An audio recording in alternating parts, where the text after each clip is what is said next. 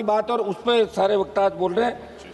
महोदय, सच है कि उद्योगों को सरल नियम चाहिए, ये भी सच है कि निवेश और रोजगार बढ़ने की सुधार की आवश्यकता है, लेकिन मेरा सरकार से प्रश्न है कि क्या सुधार का अर्थ श्रमिक अधिकारों को कमजोर करना है?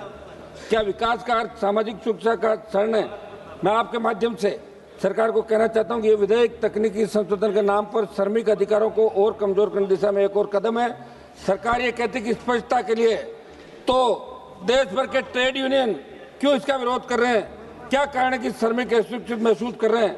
सावत जी, सरकार का तर्क है ये विधेयक छोटा सा है। मैं एनडीए सरकार से पूछना चाहता हूँ, ये आकार में छोटा जरूर हो सकता है विधेयक आपका, लेकिन हमारी अर्थव्यवस्था की जो रीढ़ है श्रमिक वर्ग के अधिकारों से जुड़ी बड़ी बड़ी समस्याओं को दरकिनार करता है। इसलिए आप श्रमिकों के मौलिक मुद्दे को क्यों छोड़ रहे हैं, जिनके कारण से न केवल श्रमिक वर्ग की पूरा औद्योगिक माहौल असंतुलित हो गया? सावत महोदय, सरकार श्रम कोडों में जो बदलाव लेकर आई है, बड़ी चिंता ये है कि श्रम कोडों में किए गए बदलाव ने श्रमिकों के मौलिक अधिकारों को कमजोर कर दिया।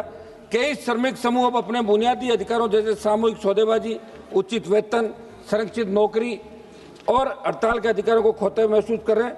ये कोई छोटी बात नहीं, इसलिए सरकार को ऐसे बदलाव करने से पहले संविधान की मूल भावना का अध्ययन करने की आवश्यकता है। सावत महोदय, इस विधेयक पर चर्चा करते हुए राजनीतिक मतभेद मैं व्यक्त नहीं कर रहा हूँ, बल्कि संविधान की उस व्याख्या की ओर सदन का ध्यान आकर्षित कर रहा हूँ जिसे समय माननीय सुप्रीम कोर्ट ने समय समय पर स्पष्ट किया है।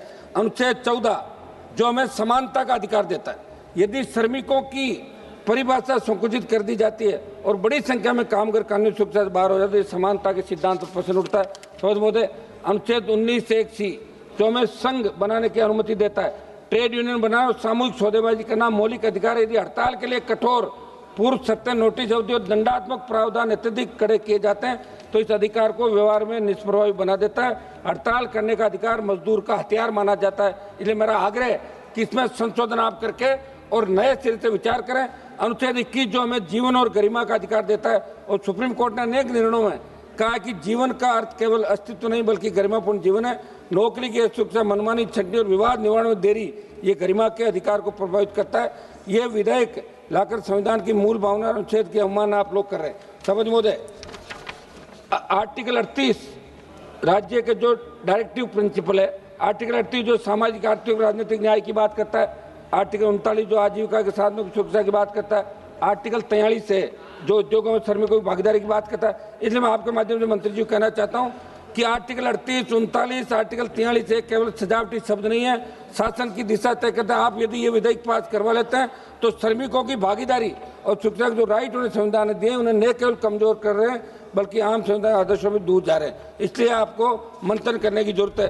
सावत महोदय, एक मिनट। सावत महोदय, मैं थोड़ा सा हमारे पे विशेष ध्यान रखें सर। राजस्थान के उद्योगों में सीमेंट फैक्ट्रियां, रिफाइनरी जैसे क्षेत्रों में मजदूरों के हितों को अवहेलना जुड़े कई मामले समय समय पर सामने आते हैं। वहाँ मौत हो जाती है और अगर वो आंदोलन नहीं करेगा मजदूर तो उसकी बात कोई कॉर्पोरेट और दूसरे लोग नहीं मानेंगे। इसलिए आंदोलन के माध्यम से, हड़ताल के माध्यम से वो उस जो मृतक होता है, दूसरा होता है, उसको न्याय दिलाते हैं, मुआवजा देते हैं। मंत्री जी, मेरे राजस्थान की दूसरी बार को तो श्रम कानूनों में सुधार, श्रमिक पंजीकरण, सामाजिक सुरक्षा योजनाएं और सिलिकोसिस नीति सरकार द्वारा लागू की गई है, लेकिन जमीनी स्तर पर इनके प्रभावी क्रियान्वयन की आवश्यकता है। सबसे ज्यादा भ्रष्टाचार श्रम विभाग कार्यालयों में व्याप्त है।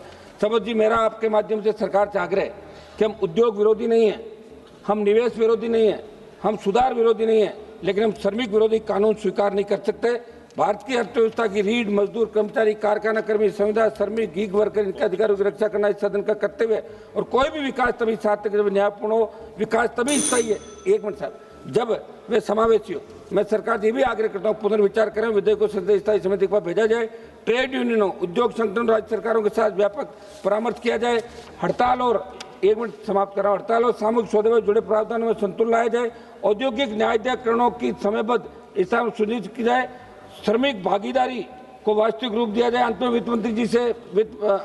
मंत्री जी से एक मांग करना चाहता हूँ, मेरे संसदीय क्षेत्र में 3 डॉक्टरों की ESIC डिस्पेंसरी का प्रस्ताव लंबित पड़ा है, जल्द से जल्द आप स्वीकृत दिलाने के निर्देश जारी करें। एक सभापति महोदय, आखिर में मैं कहना चाहूँगा कि उद्योग लग रहे हैं, रिफाइनरी आ रही है, फैक्ट्रियाँ आ रही है, जगह जगह जमीन आप अधिकृत कर रहे हैं, नौकरियां आप दे नहीं रहे हो, तो मेरा आग्रह है कि स्थानीय लोगों को 80% रोजगार का कानून स्टेट बनाए, दिल्ली बनाए, और संविदा कर्मी जो आप लगा रहे हो इनका भविष्य क्या है, क्या फ्यूचर है इनका, इस बारे में भी सरकार को ठोस नीति बनाने की आवश्यकता है। हम इस विधेयक का विरोध करते हैं और इसे वापस भेजना चाहिए।